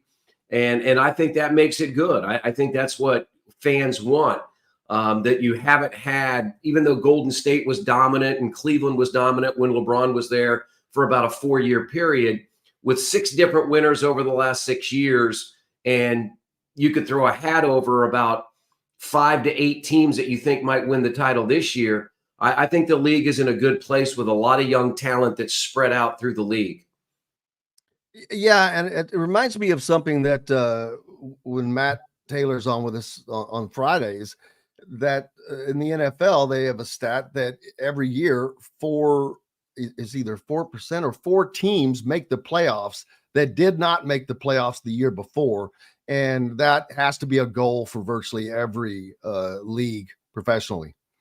Yeah, and I think also right now the margin is very slim in winning and losing, and then injuries play a factor. I mean, think back to 2 years ago, the Pacers were well over 500, and Tyrese Halliburton 2 years ago got hurt. And all of a sudden, a team that was probably going to win in the mid-40s won 35 games. Look at the team the Pacers played last night. Paolo Banchero got out to a great start, averaging 29 points per game, then has an oblique tear. He's out for a month. All of a sudden, the Magic have lost 5 straight after a 3-1 start. So injuries play a big role in teams and their records and how you're able to survive that or manage that. And, the Pacers are having to do that right now. They've lost 2 players probably for the year with Achilles injuries, James Wiseman and Isaiah Jackson. And then Aaron Nesmith suffered an ankle sprain on Friday when he landed on head coach Willie Green's foot in New Orleans. So all of a sudden, the Pacers were without 3 players, 2 of those at least rotational players. But I think Indiana has some great depth. I mean, we saw Jarris Walker last night went for a career high 17, a young player out of the University of Houston. So, that's been the strength of the Pacers over the last 2 years, is building that depth so that you can overcome some of the injury issues they have. and the Pacers are doing that right now. And they've got some games coming up that are well, they're all important. I'm not going to kid anyone, but the Knicks come to town, not immediately, but here soon. Sunday. And Indiana has already traveled to New York once. Yeah, that's the only game this year, Jim. The Pacers have played 8 games, and 7 of those are clutch games. And what clutch means is plus or minus 5 points with 5 minutes to play. 7 of the 8 games have been that. The only game that wasn't that was the Knicks game at Madison Square Garden on the first Friday of the regular season. So, yeah, you would think the Pacers would remember that, have a little payback on their mind. Clearly, the Knicks had payback on their minds that night because Indiana knocked them out of the playoffs last year. So, yeah, it's back on the road. We fly later today to Charlotte, play the Hornets tomorrow night. Back home on Sunday to play the Knicks, then right back on the road in Orlando next Wednesday, then a couple of home games on the weekend against Miami, and then back out on the road for 3 more. So very road-heavy schedule for the Pacers through November. In fact, 10 of the first 16, 19 of the first 30 are on the road this year. So when you can pick off a win like they did on Monday on the road in Dallas, that's very important. Absolutely. And the Miami Heat, this is another at least a week plus away, but the Miami Heat will come in. Khalil Ware, which he may not get a ton of time in that game, but he will be coming with the Miami Heat, which will be a nice thing for Indiana fans to get to see. Yeah, no question about that. I think, he's a young player. Eric Spoelstra has a veteran team, and they're trying to get back to the playoffs, and they're bringing him along slowly. I thought he did some good things and had some good numbers in the preseason. But, we'll just have to wait and see. Ironically, Miami will be in for 2 games. The NBA implemented that 4 years ago during COVID on occasion where a team will come in almost like a baseball schedule. They'll play a game on Friday and a game on Sunday. So the Heat will be in over the weekend, next weekend, not this weekend. And so what have you seen from this Pacers team as we've gotten to this point?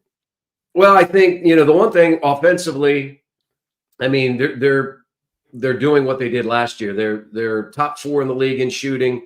They had another 50% game last night. They're shooting the 3 pretty well again. They were 46% last night, a season high. I think, just oftentimes it takes a while. Even if you have a lot of guys back and there's continuity, it's still a different team. And teams are defending them a little bit different than they did last year because they've got a little bit more tape to watch than they did last year. But I think what we've seen over the last week is the Pacers are starting to play more like they played a year ago. And that's good news for Indiana fans, bad news for their opponents. Looking forward to it. Make sure you're giving Chris a follow. Keep up with all the games they're able to get out there. How's that? We're out of time, but I hope that situation is getting rectified sooner rather than later.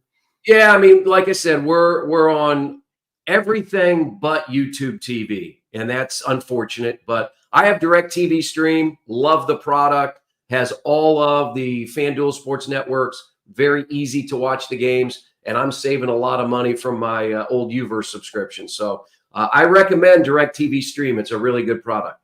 There you go. Chris Denari from the Indiana Pacers. Thank you, brother. Appreciate you as always. All right. Thanks, Jim. See you next week. You betcha. And that's going to pretty much wrap it up for us today. Before we go, I want to make sure I try to get that this out there. We have now Indiana Sports Beat radio merchandise available. Just go to isbradio.itemorder.com/shop/home. That's a lot to remember. I'll get that out there.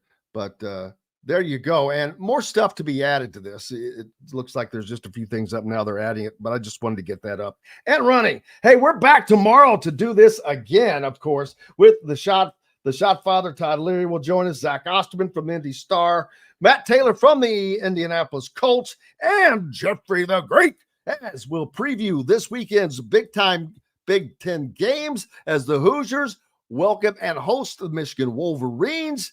Let's see. I think there's one other game of note for the Big Ten that makes a huge difference. We'll talk about all that and more as the Indiana Hoosiers looking to win their 10th game on the season. Big thanks to everybody today that joined us. Shannon, Griffith, Bob Kravitz, Chris Denari, and of course the great Courtney Cronin from ESPN. Grateful, and most importantly to each and every one of you. Thank you so much, and make sure you hit the subscribe and notifications toggle if you're following us on YouTube. Until tomorrow, we'll be at Indianapolis or at Hoosier Hanks tonight for Inside Indiana Football with Kurt Signetti. Until tomorrow, I'm Jim Coyle. I will see you on the radio. Thanks for listening to Indiana Sports Beat Radio. Be sure to subscribe to our YouTube page for more clips and team coverage of Indiana basketball, football, and more. You can also find full episodes and tons of other content on thehoosier.com. We'll see you next time for another edition of Indiana Sports Beat Radio.